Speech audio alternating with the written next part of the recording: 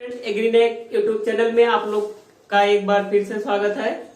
Dear student, कल हम लोग cell cycle and cell division में केवल सेल साइकिल पढ़े थे। आज हम लोग पढ़ते हैं cell division.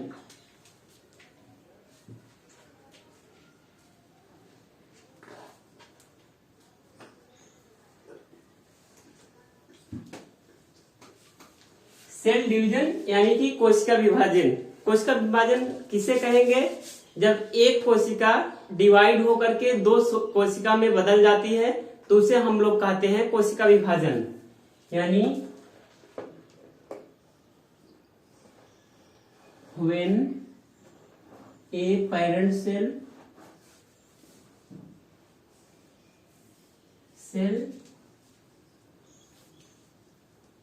divided into two daughter cells,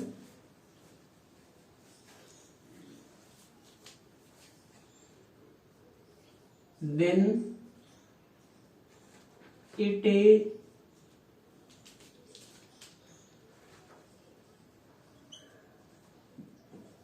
known as cell division।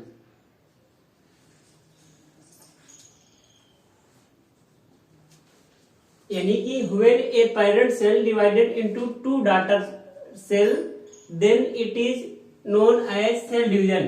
यानी कि मान लीजिए कि हमारा एक सेल है, यह सेल डिवाइड होकर के दो सेल में कन्वर्ट हो गया, तो यह जो सेल है, पहला सेल जिससे ये दो सेल का निर्माण हो रहा है, उसको हम लोग कहेंगे पेरेंट सेल, और यह जो दो सेल बना है इसको हम लोग कहेंगे daughter cell.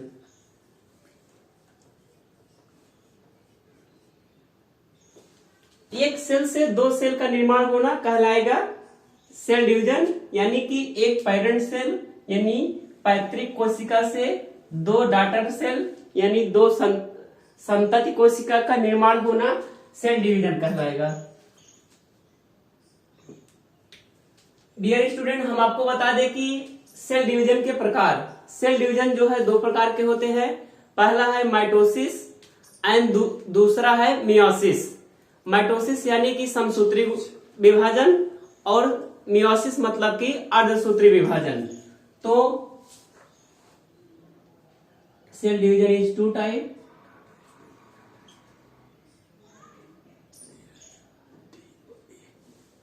Cell division is two type. पहला है mitosis cell division,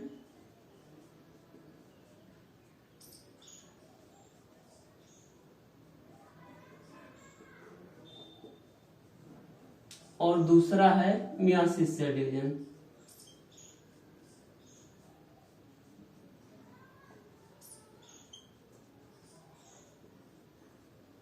mitosis cell division जिसमें मतलब कि समसूत्री कोशिका विभाजन, और मियोसिस सेल डिवीजन यानी कि अर्धसूत्री कोशिका विभाजन।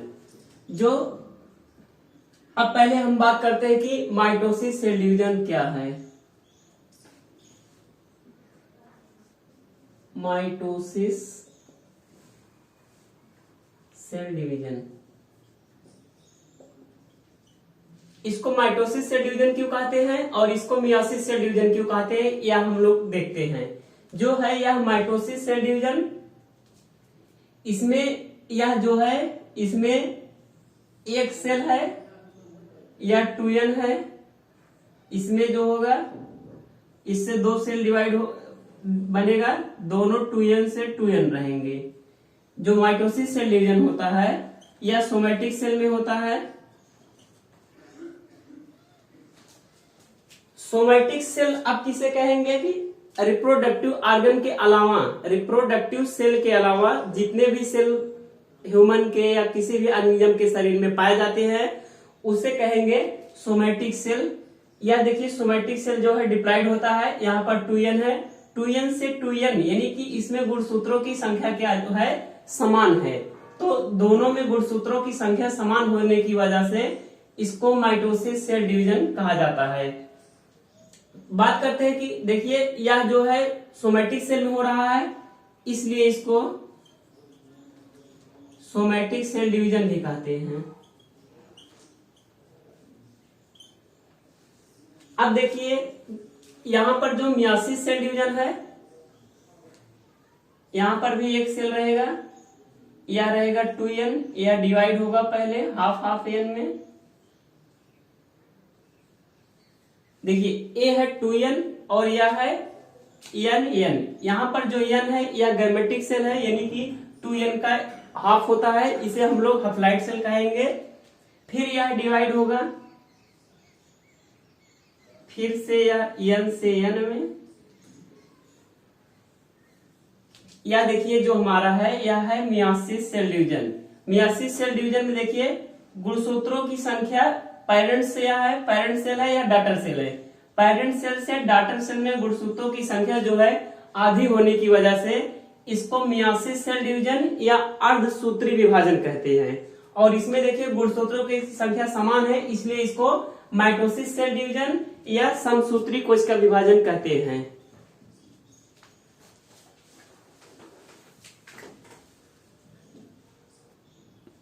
डियर स्टूडेंट, अब हम पहले पढ़ेंगे mitosis cell division.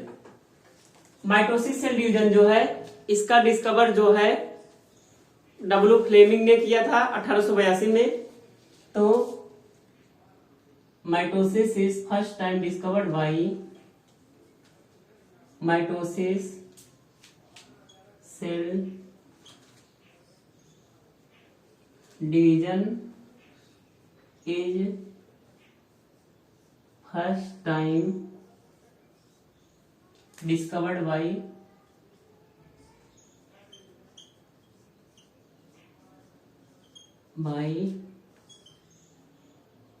W Fleming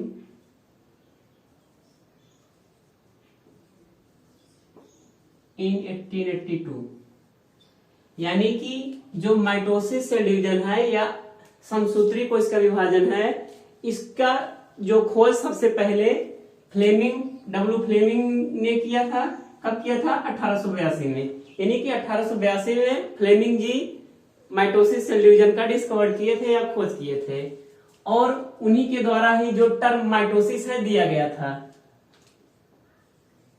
the term mitosis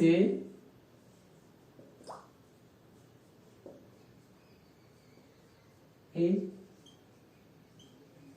given by him. यानी कि जो माइटोसिस टर्म है या टर्म माइटोसिस है या माइटोसिस सेल डिवीजन जो शब्द है, इसको W फ्लेमिंग ही दिए थे। यानी कि माइटोसिस सेल डिवीजन या समसूत्री कोशिका विभाजन का खोज भी किए थे W फ्लेमिंग, एंड माइटोसिस जो शब्द है उसको भी यही दिए थे। अब हम लोग पढ़ते हैं माइटोसिस के प्रकार, टाइप्स ऑफ माइटोसिस।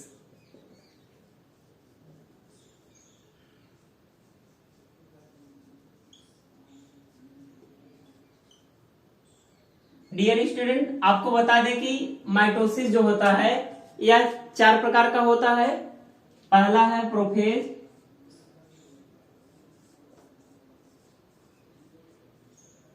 दूसरा है मेटाफेज,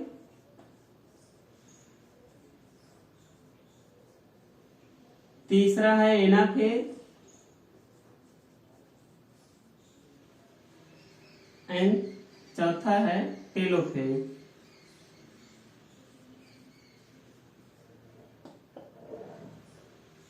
जो माइटोसिस सेल डिवीजन यानी समसूत्री कोशिका विभाजन जो होता है यह 4 प्रकार का होता है। पहला है प्रोफेज यानी प्रावस्था, दूसरा है मेटाफेज यानी मध्यावस्था, तीसरा है एनाफेज और चौथा है टेलोफेज। इसको शॉर्टकट में याद करने के लिए पीमैट कह सकते हैं।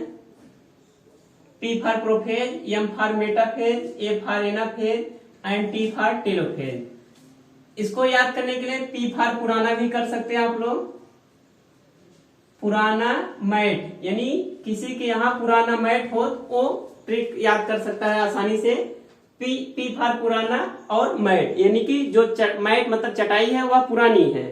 तो देखिए P for prophase, M for metaphase, A for anaphase and T for telophase. तो आइए हम लोग इसका बारी बारी से स्टडी करते हैं डिटेल में।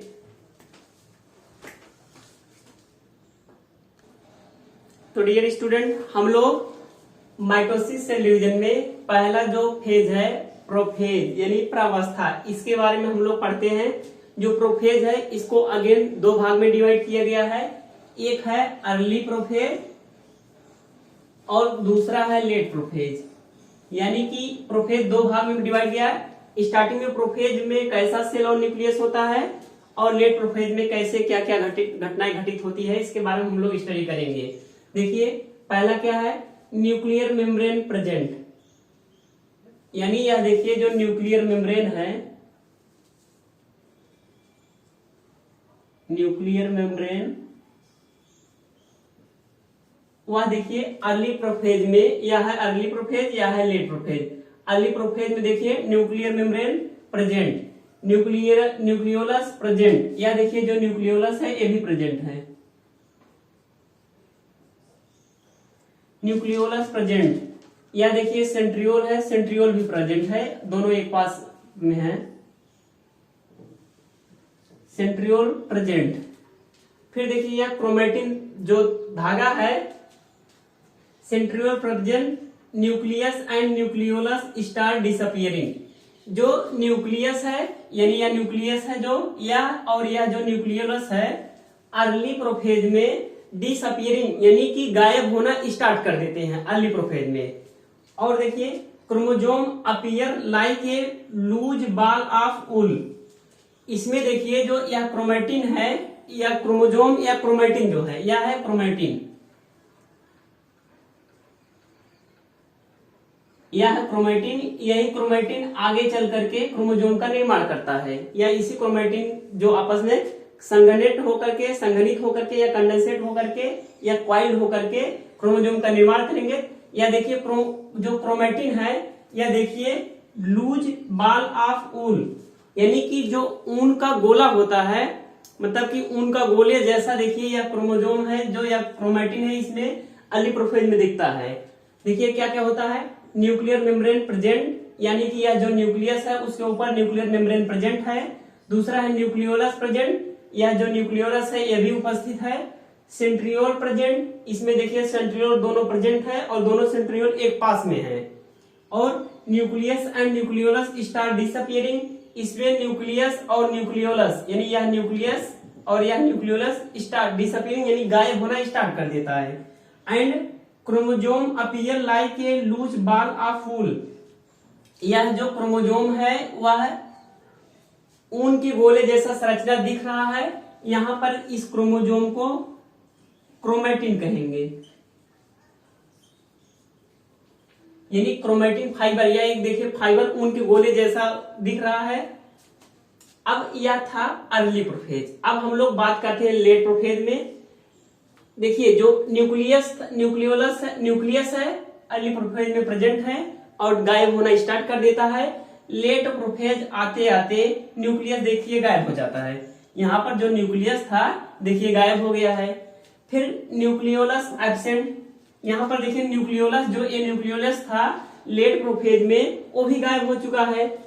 न्यूक्लियोप्लाज्म मिक्स विद साइटोप्लाज्म, देखिए न्यूक्लियस के ऊपर जो न्यूक्लियर मेम्ब्रेन था ये वाला, इसके गायब होते ही देखिए जो न्यूक्लियोप्लाज्म था यानी न्यूक्लियस के अंदर के मटेरियल को या न्यूक्लियर मेम्ब्रेन के अंदर के मटेरियल को न्यूक्लियोप्लाज्म कहा जाता है। जैसे ही न्यूक्लियर के ऊपर न्यूक्लियर मेम्ब्रेन गायब हुआ यानी न्यूक्लियस गायब हुआ, जो ये न्यूक्लियोप्लाज्म है यहाँ बाहर साइटोप्लाज्म में मिक्स हो जाता है यानी कि मिल जाता है। यानी कि यह साइटोप्लाज्म यानी कोशिका द्रव्य या न्यूक्लियोप्लाज्म यानी केंद्रक द्रव्य, कोशिका द्रव्य और केंद्रक द्रव्य आपस में मिल जाते हैं। फिर स्पिंडल फाइबर फॉर्मेशन स्टार्ट, इसमें जो है स्पिंडल फाइबर फॉर्मेशन बनना स्टार्ट कर देता है। यहाँ पर स्पिंडल फाइबर बनना स्टार्ट कर देता है धीरे धीरे।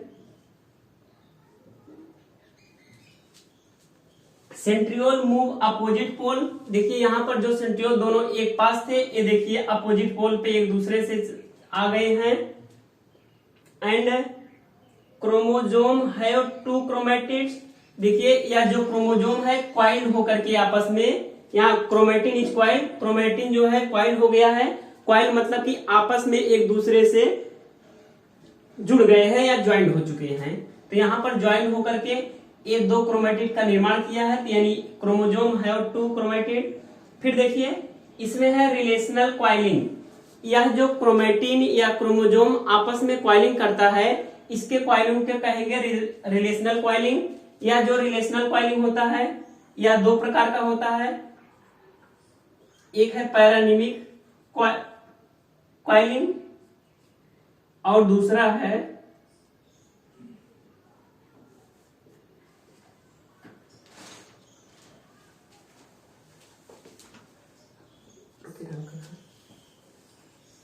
है प्लेक्टोनिमिक क्वाइलिंग। अब पैरानिमिक क्वाइलिंग किसे कहेंगे और प्लेक्टोनिमिक क्वाइलिंग किसे कहेंगे? देखिए पैरानिमिक क्वाइलिंग यानी कि जब दोनों गुणसूत्र आपस में केवल इस प्रकार से आकर के जुड़े हों तो इसे हम लोग कहेंगे पैरानिमिक क्वाइलिंग या पैरानिमिक रिलेशन। फिर देखिए एक दूसरा है प्लेक्टोनिमिक। प्लेक्टोनिमिक मतलब कि जब क्रोमोजोम या क्रोमेटिन के आपस में चारों तरफ से जुड़े हों, चारों तरफ से ऐसे लपेट करके जुड़े हों एक दूसरे से, तो इसको कहेंगे प्लेक्टोनिमिक। यह है पैरानिमिक। पैरानिमिक मतलब कि जब बाहर से केवल ज्वाइनिंग हो, चारों तरफ से आपस में ज्वाइनिंग ना किए हो। और प्लेक्टोनिमिक मतलब कि इस तरह। तो देखिए यह जो है यह प्लेक्टोनिमिक है और यह प्लेटोनिमिक है। डियर स्टूडेंट, अब हम लोग सेकंड फेज जो है वह है मेटाफेज, इसके बारे में स्टडी करते हैं। मेटाफेज में आइए देखते हैं क्या क्या होता है। Chromosome appear as most condensate rod like structure. जो क्रोमोजोम है यह मोस्ट कंडेंसेट और रॉड लाइक स्ट्रक्चर में दिख रहा है। देखिए जो लेट प्रोफेज था उसमें क्रोमोजोम कुछ इस तरह दिख रहा था, ऊन के अर्ली प्रोफेज में ऊन के गोले जैसा दिख रहा था। मान लीजिए अर्ली प्रोफेज है, इसमें ऊन के गोले जैसा दिख रहा था। अब फिर लेट प्रोफेज में देखिए दो आर्म दिख रहे हैं, यानी कि एक क्रोमोजोम में दो क्रोमेटिड्स दिखे। फिर आते हैं हम लोग मेटाफेज पे। मेटाफेज में जो यह क्रोमोजोम है कंडेंसेट यानी संघनित होकर के एक रॉड लाइक स्ट्रक्चर, देखिए क्रोमोजोम कुछ इस तरह है। इसको अगर इलास्टिक होता है इसको थोड़ा सा टाइट कीजिए तो यह ऐसे रॉड शेप में दिखता है। तो chromosome appear as most condensate rod like structure. इस मेटाफेज स्टेज में जो क्रोमोजोम होता है वह रॉड लाइक स्ट्रक्चर में दिखता है। Spindle fibre is completely form. देखिए यह जो फाइबर बन चुका है यही स्पिंडल फाइबर है।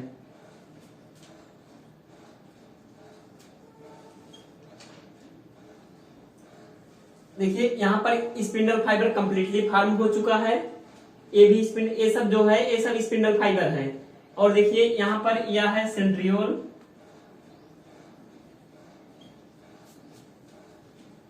Chromosome are arrange at equator. यह देखिए क्रोमोजोम जो है यह इक्वेटर पर, इक्वेटर मतलब कि इसके एकदम बीचों बीच यानी सेंटर पर जो क्रोमोजोम है यह देखिए एकदम सेंटर पर अटैच हो चुका है। Chromosome are arrange at equator. Chromosome जो है सेल के एकदम बीचों बीच यानी सेंटर में अटैच हो चुका है। आकर के देखिए बीचों बीच एकदम सेट हो चुका है। एंड इक्वाटोरियल प्लेट और मेटाफेजिक प्लेट आर फॉर्म। देखिए सेल को डिवाइड, जैसे बीचों बीच देखिए क्रोमोजोम आकर के अरेंज हो चुका है। अगर हम लोग इमेजिन करें इस बीचों बीच भाग को दो भाग में डिवाइड करें तो देखिए यहाँ पर एक ऐसा प्लेट का फॉर्मेशन हो रहा है। यहाँ पर देखिए एक प्लेट का निर्माण हो रहा है। इस प्लेट को हम लोग मेटाफेजिक प्लेट या इक्वाटोरियल प्लेट कहते हैं। इक्वाटोरियल प्लेट इसलिए कहेंगे क्योंकि देखिए ये इक्वेटर यानी एकदम बीचों बीच सेंटर में आकर के लगा है, इसलिए इसको इक्वेटर पर आने की वजह से इसको इक्वाटोरियल प्लेट कहेंगे। और यह मेटाफेज स्टेज में बन रहा है, इसलिए इसको मेटाफेजिक प्लेट भी कहेंगे। Thickest, smallest and clearest chromosome, इस स्टेज में देखिए क्रोमोजोम जो है थिकेस्ट यानी मोटा, स्मॉलेस्ट यानी छोटा एंड क्लियरेस्ट क्रोमोजोम, क्लियरेस्ट मतलब कि जो अच्छी तरह से दिखाई दे, यानी कि इस स्टेज में क्रोमोजोम छोटा, मोटा और स्पष्ट दिखाई देता है। छोटा, मोटा और स्पष्ट दिखाई देने की वजह से hence metaphase stage is best stage for study the chromosome structure, यानी कि जो क्रोमोजोम है यहाँ पर मोटा, छोटा और जो है स्पष्ट दिखाई देता है, इसलिए मेटाफेज स्टेज जो है यह क्रोमोजोम के स्ट्रक्चर या गुणसूत्र की संरचना को का स्टडी करने के लिए या अध्ययन करने के लिए सबसे बेस्ट स्टेज माना जाता है। देखिए यह है हमारे क्रोमोजोम,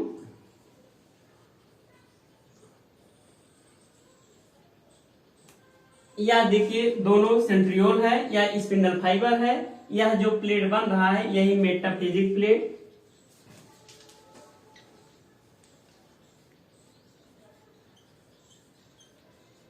मेटाफेजिक प्लेट और इक्वाटोरियल प्लेट है।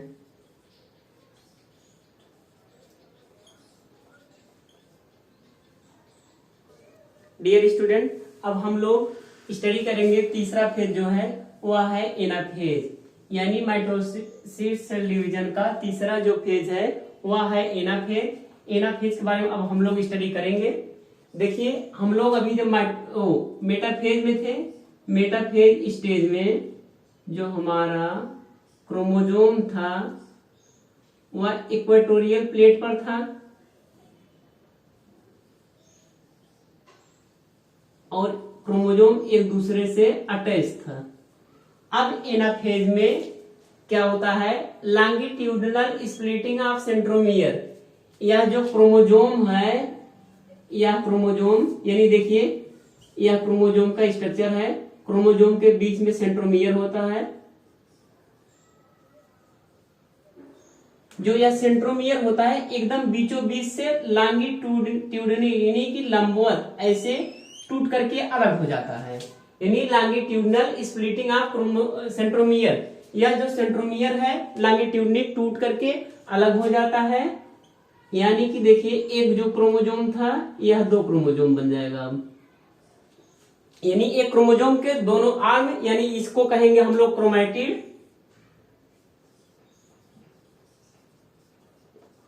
एक क्रोमोजोम दो क्रोमैटिड में कन्वर्ट हो जाते हैं।